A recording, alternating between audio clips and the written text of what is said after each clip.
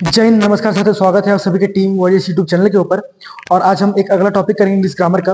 वो है हमारा रिफ्लेक्सिव प्रोनाउन। क्योंकि रेसिप्रोकल प्रोनाउन मैंने आपको पढ़ा दिया है, इसलिए अब रिफ्लेक्सिव प्रोनाउन करना इसलिए जरूरी है क्योंकि एग्जामिनर कभी भी क्वेश्चन अगर बनाता है तो वो रिफ्लेक्सिव और रेसिप्रोकल को मिला के बनाता है। कभी भी वो इकलौता क्वेश्चन नहीं बनाएगा।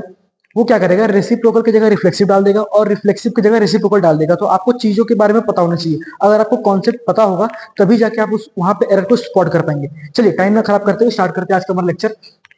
तो सबसे पहले रिफ्लेक्सिव प्रोनाउन होता क्या है। अच्छा, रिफ्लेक्सिव प्रोनाउन आपको कई सारे टीचर कह देंगे रट लो, yourself, myself, ourself, yourself, themself, himself, her self. नहीं, ऐसे रटना नहीं है। ठीक है, मैं मान रहा हूं वो होते हैं, वही तो होते हैं रिफ्लेक्सिव प्रोनाउन। लेकिन कैसे? जब भी सेंटेंस में वर्ब को करने वाला सब्जेक्ट हो और उसका प्रभाव भी सब्जेक्ट के ऊपर ही पड़े, तब उस केस में हम क्या यूज करते हैं, रिफ्लेक्सिव प्रोनाउन। क्या बोला मैंने? जैसे अगर मैंने एक बात बोलो, अगर मैंने एक सेंटेंस लिखा, आ, राम, अच्छा एक बात, अगर मैंने यहां लिखा हर्ष स्लैप स्नेहा, ठीक है, मैंने लिखा हर्ष स्लैप स्नेहा। तो ये तो हमारा क्या है, मेन वर्ब है। स्लैप, इसको किया कौन? हर्ष, ये हमारा सब्जेक्ट। स्लैप किसको किया, प्रभाव किसको पड़ा, चोट किसको लगा, स्नेहा के ऊपर, तो ये हमारा ऑब्जेक्ट बन गई। तो इस केस में हम रिफ्लेक्सिव प्रोनाउन यूज नहीं करेंगे। अगर मैंने यहां पे ऐसे लिखा, स्नेहा स्लैप हर सेल्फ, ठीक है, तो यहां पे अब क्या है, मार, ये तो वर्ब है, मार कौन रहा है, स्नेहा मार रही है। और किसको मार रही है, इतनी बेवकूफ है कि ये खुद को ही मार रही है। इसका मतलब इसका प्रभाव इसके ऊपर ही पड़ेगा। तो अब जरा सोचो कि स्नेहा कितनी बेवकूफ है। ठीक है, तो इस केस में हम क्या यूज करते हैं, रिफ्लेक्सिव प्रोनाउन। अच्छा, यानी कि आप मेरी बातों को ध्यान से सुनना।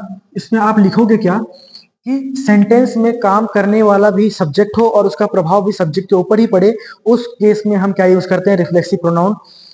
अच्छा, आप उसके बाद आप अगर ये भी भूल जाओ तो आप याद कैसे रखोगे, जिसके बाद भी सेल्फ या सेल्फ्स लगा हो, उस वर्ड को हम क्या बोलते हैं, रिफ्लेक्सिव प्रोनाउन। वो सारा प्रोनाउन क्या होता है, रिफ्लेक्सिव प्रोनाउन होता है। जैसे कि, जैसे मैंने यहां लिखा, myself, yourself, yourselves, themselves. यहां पे देखना कि मैंने यहां पे योर सेल्फ भी लिखा है और योर सेल्फ भी लिखा है, क्योंकि हमारे यू एक ऐसा प्रोनाउन है जो कि सिंगुलर नेचर का भी है और प्लूरल नेचर का भी है। ठीक है, तो जब हमें सेंटेंस में ऐसा सिंगुलर यूज करेंगे तो योर सेल्फ करेंगे, और ऐसा प्लूरल करेंगे तो योर सेल्फ करेंगे। बस इतनी सी बात है रिफ्लेक्सिव प्रोनाउन की, कि रिफ्लेक्सिव प्रोनाउन क्या होते हैं, कि सेंटेंस में करने वाला भी सब्जेक्ट हो और उसका प्रभाव भी ऑब्जेक्ट, उसकी सब्जेक्ट के ऊपर ही पड़े। यानी इन अ सेंस कि यहाँ पे ऑब्जेक्ट की जरूरत नहीं पड़ती है। और इसलिए अगर ऑब्जेक्ट की जरूरत नहीं पड़ती है तो आप क्या नोट डाउन करोगे कि रिफ्लेक्सिव प्रोनाउन बाय नेचर कैसे होते हैं, ऑब्जेक्टिव केस के ही होते हैं। ऑब्जेक्टिव नेचर के ही होते हैं हमारे क्या, रिफ्लेक्सिव प्रोनाउन। इसलिए इन्हें हमें ऑब्जेक्ट देने की जरूरत नहीं पड़ती है। ठीक है, अब एक दो एग्जांपल देखो। मैंने लिखा, राम enjoyed द पार्टी। तो राम एंजॉयड द पार्टी का मतलब क्या है कि अगर पार्टी में राम जा रहा है तो एंजॉय भी कौन करेगा, राम ही करेगा। राम की जगह से हम तो कर नहीं सकता। भैया अगर पार्टी में मैं जा रहा हूं तो मैं ही तो एंजॉय करूंगा। अगर पढ़ने आप जा रहे हो तो विद्या तो आप ही लोगे, कोई और थोड़ी लेगा। समझ पा रहे हो? तो यही एग्जाम्पल होते हैं, यही होते हैं हमारे रिफ्लेक्सिव प्रोनाउन। बहुत ही आसान भाषा में समझाया हूं। अब एक दो क्वेश्चन देख लेते हैं इसके। अच्छा, पहला क्वेश्चन, स्नेहा एंजॉयड हर। अच्छा, यानी कि स्नेहा एंजॉय करी होगी, या तो किसी को, अगर समझो स्नेहा एक लड़की है, अगर वो मुझे थप्पड़ मार दी, अगर उसको मुझे थप्पड़ मारने में मजा होगा तो मुझे मार के वो बेवकूफ एंजॉय करती होगी। लेकिन या तो पार्टी में गई होगी, पार्टी में जाके वो एंजॉय कर रही होगी। तो अगर पार्टी में जाएगी तो एंजॉयड जो है ये वर्ब एंजॉय कर कौन रहा, स्नेहा, यानी ये सब्जेक्ट बन गई। लेकिन एंजॉयड हर नहीं, अगर रिफ्लेक्सिव प्रोनाउन है तो मैंने क्या बोला, यहां पे क्या ऐड करोगे आप, हर सेल्फ। अब ये क्वेश्चन सही हो गया। स्नेहा एंजॉयड हर सेल्फ, यानी वो पार्टी में गई और वो एंजॉय की। Next question, the teacher asked the students to prepare one another for the upcoming exam. आपको पता होना चाहिए, अगर आप मेरे चैनल पे जाके पढ़ चुके हो रेसिप्रोकल प्रोनाउन, तो आप एक बार में स्पॉट कर पाओगे कि वन अनदर एक रेसिप्रोकल प्रोनाउन है। और इसका केस किस केस में यूज होता है, जब हमारे एक से अधिक व्यक्ति होते हैं, दो से अधिक के लिए हम वन अनदर यूज करते हैं, और दो के लिए हम ईच अदर यूज करते हैं। अच्छा, the teacher asked the students to prepare one another for the upcoming exam, नहीं, टीचर कभी भी आपके एग्जाम के लिए ये नहीं बोलेगी कि आप एक दूसरे के लिए तैयारी कीजिए, आप हमेशा खुद के लिए तैयारी करिएगा, खुद के लिए तैयारी करिएगा। यानी यहां से इसको हटाइए और क्या लिखिएगा, themselves।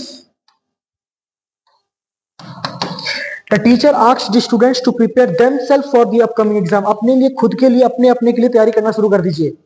ठीक है, अगला question, Ram you hurt himself.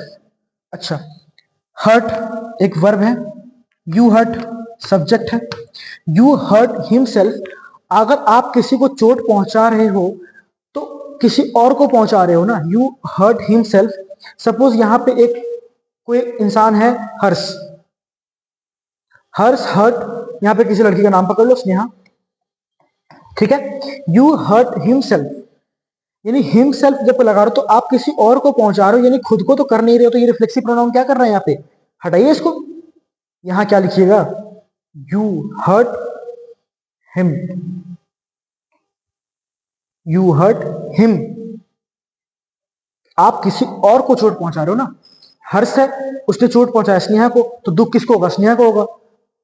ठीक है, तो अगर ये लड़की है तो यहां पे हटा के आप क्या चेंज कर लीजिए, herself, her, you hurt her, self नहीं आएगा, सेल्फ लग गया मतलब आप खुद को कर रहे हो।